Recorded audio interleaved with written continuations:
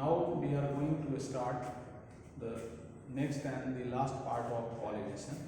अब हम लोग परागण से संबंधित अंतिम जो इसका स्टैंजा है उसको देख रहे हैं।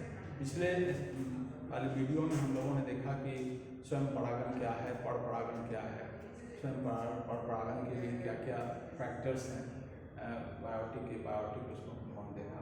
अब यहाँ हमें देखना है कि पर परागण की क्रिया जब होती है तो उससे क्या क्या फायदे होते हैं। What are the various merits of cross pollination? I mean, how the plant get benefited, how their next generation get benefited by the process of cross pollination. वही यहाँ लिखा है merits of cross pollination, माने पर परागण के लाभ। क्या क्या लाभ है भाई? नेक्स्ट फर्स्ट है इसमें नए पौधों में गुणात्मक वृद्धि। नेक्स्ट जो प्लांट बनते हैं आफ्टर पॉलिनेशन, फर्टिलाइजेशन होता है, फर्टिलाइजेशन के बाद जो नए पौधे बनते हैं उस नए पौधे में काफ़ी सुटेबल वेरिएशंस देखे जाते हैं, काफ़ी नई नई जो गुण हैं, नए नए जो कैरेक्टर्स हैं वो आते हैं। और इसीलिए इसका लिखा है इंग्लिश में suitable variation in next project. अगली पीढ़ी जो होगा, अगला जनरेशन जो होगा, उसमें आने वाले पौधों में काफ़ी अच्छे गुण आएंगे और इस तरह से वो विकसित पौधे वाला है। दूसरा इसका मेरिट है कि नए संकरण प्रजातियों का विकास। कहता है कि जब गुणात्मक वृद्धि होगी, माने अपने पेरेंट प्लांट से जो नेक्स्ट प्लांट जो होगा वह डेवलप्ड होगा, चाहे development in the quality of their product और the quantity of their product और दे आर डिजीज रेसिस्टेंट। मान लो उसमें जो गुणात्मक वृद्धि हुई कि उसमें अधिक से अधिक फसल लगेंगे या उसका जो प्रोडक्ट होगा वो ज़्यादा यूजफुल होगा, उसका जो प्रोडक्ट होगा उसमें गुणात्मक वृद्धि होगी, उसमें जो डिफरेंट तरह के पोषक तत्व हैं उनकी मात्राएं बढ़ जाएंगी, तो यह भी उसका गुणात्मक वृद्धि है। या फिर जो नई प्रजातियां जो पैदा ले रहे हैं उन नई प्रजातियों में इस तरह के कैरेक्टर हो कि वह रोग रोधी, मतलब उस पर वातावरणीय कारक, चाहे वो जैविक कारक हो यानी इंसेक्ट या माइक्रो ऑर्गेनिज्म का इफेक्ट कम हो, या फिर जो अजैविक कारक हैं जैसे फ्लड है या ड्राउट है या हाई टेम्परेचर है, लो टेम्परेचर है, इस सब से इफेक्टेड नहीं होगा। इस तरह से नई प्रजातियां जो होंगी वह काफ़ी एडवांस है। ये इसके मेरिट। अब इसके कुछ डिमेरिट भी हैं। क्रॉस पॉलिनेशन जब होती है उसके कुछ डिमेरिट हैं। उनका डिमेरिट क्या है? सबसे पहला है कि अधिक परागकण के निर्माण में ऊर्जा की हानि। जब क्रॉस पॉलिनेशन होगा ऑब्वियसली उस फ्लावर में पॉलन ग्रेन की मात्रा बहुत ज़्यादा, क्योंकि once there will be no much pollen grain there is very very less chance of pollination. इसीलिए पॉलन ग्रेन उसमें अधिक होते हैं कि अगर मान लो एक बार हवा चली और उस हवा से पॉलन ग्रेन कहीं अलग ही गिर गया तो फिर उसके फ्लावर के स्टिग्मा पर जब पॉलन ग्रेन नहीं जाएंगे तो पॉलिनेशन नहीं होगा। तो इस तरह से इसमें जब अधिक से अधिक जब पॉलन ग्रेन का पॉलिनेशन होगा तो it will require much energy, और इस तरह से जो अधिक पॉलन ग्रेन के बनने में जो एनर्जी लॉस होता है प्लांट का, इससे प्लांट का मेटाबॉलिक प्रोसेस जैव प्रक्रिया जो प्रभावित होती है और इस तरह से ये लॉस है। नेक्स्ट है परागण की संभावना में अपेक्षित कमी। अब चूंकि यह तो बाई चांस पॉलिनेशन होगा, हवाएं चलेंगी या कोई कीट आएगा तो इस तरह से नर पुष्प से परागकण निकलकर मादा पुष्प की वृत्तिका पर जाएंगे, तो इसमें संभावनाएं पॉलिनेशन की कम होती है। इसलिए यहाँ लिखा है लेस चांसेज ऑफ पॉलिनेशन। तो ये हम लोगों ने देखा कि क्रॉस पॉलिनेशन के क्या क्या मेरिट हैं और क्या क्या डिमेरिट हैं। अब इसके बाद हमें इसका जो नेक्स्ट टाइप है वो देखना है कि कोई भी प्लांट्स, खासकर आपने देखा कि क्रॉस पॉलिनेशन के लिए प्लांट्स को they must be dioecious in nature. सामान्य रूप से एक पौधे जब नर पुष्प धारण करे, दूसरे पौधे जब मादा पुष्प धारण करे, वहाँ जो पॉलिनेशन हो उनको हम लोगों ने क्रॉस पॉलिनेशन पढ़ा। लेकिन कभी कभी ऐसा भी होता है कि कोई पौधे या कोई पुष्प बाइसेक्सुअल, मतलब वो मोनोइसियस हो। और मोनोइसियस कहने का मतलब कि एक ही पौधे पर नर और मादा पुष्प अलग अलग जगह लगे हुए हों, जैसे नेनुआ के पौधों में है, या फिर जैसे एक ही फ्लावर में नर और मादा दोनों ही भाग पाए जाए, तो उनको हम लोग बाइसेक्सुअल या उभयलिंगी पुष्प कहते हैं। तो उभयलिंगी पुष्प में सामान्य रूप से स्वपरागण होगा, या जो मोनोइसियस प्लांट है, मतलब वैसे पौधे जिसमें एक ही पौधे में एक जगह नर पुष्प एक जगह मादा पुष्प है, तो वहाँ भी सामान्यतः पॉलिनेशन की क्रिया सेल्फ ही होती है।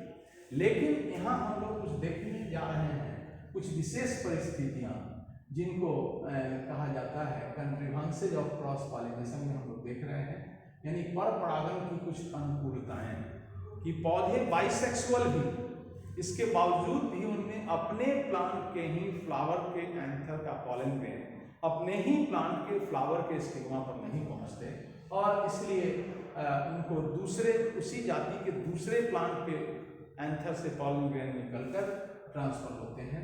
इसके क्या क्या कारण हो सकते हैं? तो इनके 5 कारण हैं। एक है एक लिंगिता, एक लिंगिता का मतलब हुआ कि जब एक पौधे जब सिर्फ नर पुष्प धारण करेंगे, दूसरा मादा पुष्प धारण करेंगे, तो निश्चित रूप में उसमें जो पॉलिनेशन होगा उसको हम लोग पर परागण कहेंगे या उसको क्रॉस पॉलिनेशन कहेंगे। सेकंड है स्वयं बंधता। स्वयं बंधता मतलब एक ही प्लांट या एक ही फ्लावर जिसमें मेल और फीमेल दोनों ही पार्ट हैं, लेकिन अपने ही फ्लावर के स्टिग्मा पर अपने ही फ्लावर के एंथर से निकलने वाले पॉलन ग्रेन उनको पॉलिनेट नहीं कर पाते, उनको निषेचन के लिए उपयुक्त माध्यम नहीं दे पाते, तो उनको हम लोग स्वयं बंधता या सेल्फ स्टेरिलिटी कहते हैं। फिर थर्ड है भिन्न काल परिपक्वता, माने डाइक्लोकैन, माने एक वैसी स्थिति जिसमें एक ही पुष्प में नर और मादा दोनों ही भाग हैं, लेकिन उसका मेल पार्ट एक टाइम में मैच्योर होता है, उससे पॉलन ग्रेन वहाँ से निकलते हैं, लेकिन तब तक उसका फीमेल पार्ट परिपक्व होता ही नहीं, या फिर फीमेल पार्ट बहुत पहले परिपक्व हो गया, उसमें तक मेल पार्ट परिपक्व नहीं होते। तो एक ही फ्लावर में मेल और फीमेल दोनों ही पार्ट हैं, but even then they are unable for the self pollination and therefore they go for cross pollination. Third है प्राकृतिक अवरोध। अब नर भाग और मादा भाग के बीच में जो फ्लावर के जो पेटल्स वह कुछ इस तरह की संरचनाएं बना लेते हैं, या जिसके कारण कि उसी फ्लावर का पॉलन ग्रेन उसी फ्लावर के स्टिग्मा पर नहीं आता। जैसे सपोज कीजिए कि किसी फ्लावर का जो फीमेल रिप्रोडक्टिव पार्ट है, जिसको हम लोगों ने जायांग हिंदी में कहा था या गाइनोइसियम कहा था, तो उसका वृत्तिकाग्र इतना लंबा हो कि वो फूल के बाहर तक निकला हो, और उसका जो मेल पार्ट हो वो फ्लावर के भीतर ही रहे, तब तो पॉलिनेशन उस फ्लावर से होगा नहीं, क्योंकि फ्लावर के काफ़ी आगे तक जो है सो फीमेल पार्ट हैं और मेल पार्ट भीतर में ही है फ्लावर के, तो पॉलन ग्रेन वहाँ तक नहीं पहुँच पाएंगे। तो इसको हम लोग अवरोध कहते हैं, फिजिकल बैरियर। और फिर नेक्स्ट है विषम दिशा वर्टिकल, मतलब heterostyle. In that very case once the style of the flower are of different type, are of different length. In such a case also they cannot transfer the pollen grain from that very flower to the stigma of the same flower. तो इस तरह से ऐसे को हम लोग विषम vertical कहेंगे। तो इस तरह से 5 ऐसे फीचर्स हैं जो पर परागण की अनुकूलता को प्रभावित करता है, जो पर परागण के लिए बाइसेक्सुअल फ्लावर होने के बावजूद भी ये फेस करते हैं। और इसका जो लास्ट पार्ट है वो हमें देखना है कि हम लोगों ने देखा कि पर परागण की क्रिया वायु से होती है, जल से होती है, कीट से होती है, इस तरह से कई चीज़ों से होता है। तो हमें इससे रिलेटेड बोर्ड का क्वेश्चन है कि वायु परागण जिस पौधों में होता है उस पौधों के पुष्प में की उसकी क्या विशेषता है। यहाँ लिखा है वायु परागण वाले पुष्प की विशेषता है। इसकी क्या क्या विशेषता है? मेरिट ऑफ एनेमोफिलस फ्लावर, माने वैसे फ्लावर जिसमें वायु से परागण होता है, तो उसकी सबसे पहली विशेषता है कि उसका फूल छोटा छोटा होगा, स्मॉल साइज फ्लावर। सेकेंड है परागकण की अधिक मात्रा में होना, much quantity of pollen grain, माने पॉलन ग्रेन जब अधिक मात्रा में होगा तभी कभी हवाएं जब चलेंगी तो जो पॉलन ग्रेन है वो ट्रांसफर होकर स्टिग्मा तक जाएगा, अगर हवा चली और परागकण का सुटेबल जगह पर स्टिग्मा पर नहीं ट्रांसफर हुआ, तो यदि परागकण की मात्रा अधिक होगी तो अभी नहीं हुआ तो फिर बाद में भी पॉलिन उस तरह से वायु के द्वारा परागण होगा, इसलिए परागकण की उसमें अधिक मात्रा होनी चाहिए। और तीसरा देखा हम लोगों ने कि परागकण का हल्का एवं पंखनुमा या केशनुमा, यानी परागकण हल्का तो हो ही, छोटा तो हो ही, इसके साथ साथ उसमें हेयर्स लाइक स्ट्रक्चर या विंग्स लाइक स्ट्रक्चर तो यहाँ लिखा हुआ है, pollen grain should be hairy और विंग लाइक। तो इस तरह से परागकण अगर हेयर्स केशनुमा हो या पंखनुमा हो तो हल्की हवा भी चलेगी तो उसमें वह परागकोश से बाहर पॉलिनेशन के लिए जा सकते हैं। तो ये तीन प्रमुख रूप से वायु के द्वारा होने वाले परागण की विशेषताएं हैं। अब हम लोगों को फिर इसका लास्ट देखना है कि कीट परागण वाले पुष्प की क्या क्या विशेषता है। What are the merits of entomophilous flower, मतलब वैसे फ्लावर जिसमें कीड़े मकोड़ों के द्वारा पॉलन ग्रेन परागकोश से निकलकर और मादा स्टिग्मा हो जाती है। तो इसके मेरिट में नंबर फर्स्ट है पुष्प का बड़ा, रंगीन और सुगंधित। अब इसके केस में सामान्यतः फूल जब बड़े होंगे, उसके चटकीले रंग होंगे, अट्रैक्टिव कलर होगा उसमें, या उसमें सेंट होगा खूब बढ़िया, तो उस सेंट के कारण जो सो कीड़े मकोड़े वहाँ तक आएंगे और ये पॉलिनेशन की क्रिया को कवर करेंगे। ठीक इसी तरह से वर्तिकाग्र का चिपचिपा माने स्टिग्मा शुड बी म्यूसिलेजिनस, मतलब पौधे का जो स्टिग्मा होगा वह स्टिग्मा के ऊपर कुछ ऐसा चिपचिपा पदार्थ हो कि यदि किसी भी रूप से जब पॉलन ग्रेन कीड़े मकोड़े के ऊपर वहाँ तक आए तो वह स्टिग्मा से चिपक जाए। और तीसरा है परागकण का कांटेनुमा या हुक की तरह का होना, यानी pollen should be thorn like और हुक लाइक।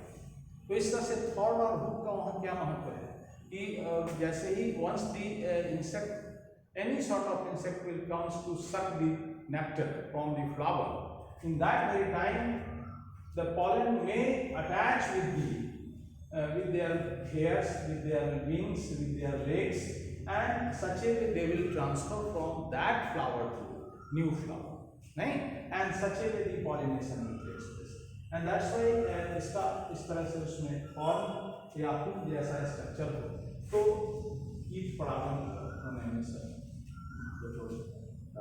तो इस तरह से हम लोगों ने देखा कि कीट परागण की क्या क्या विशेषता है, वायु परागण वाले पुष्प की क्या क्या विशेषता है, और इस तरह से अपना ये जो टॉपिक है हमारा पॉलिनेशन का ये खत्म हुआ। अब नेक्स्ट क्लास में, नेक्स्ट वीडियो में हम लोग देखेंगे द्विनिषेचन। पहले तो निषेचन को हम लोग इन डिटेल करेंगे और निषेचन के बाद फिर द्विनिषेचन, यानी पहले फर्टिलाइजेशन और तब फिर फर्टिलाइजेशन से रिलेटेड जो नेक्स्ट टॉपिक है that is for double fertilisation, उसको देखिए। Thank you.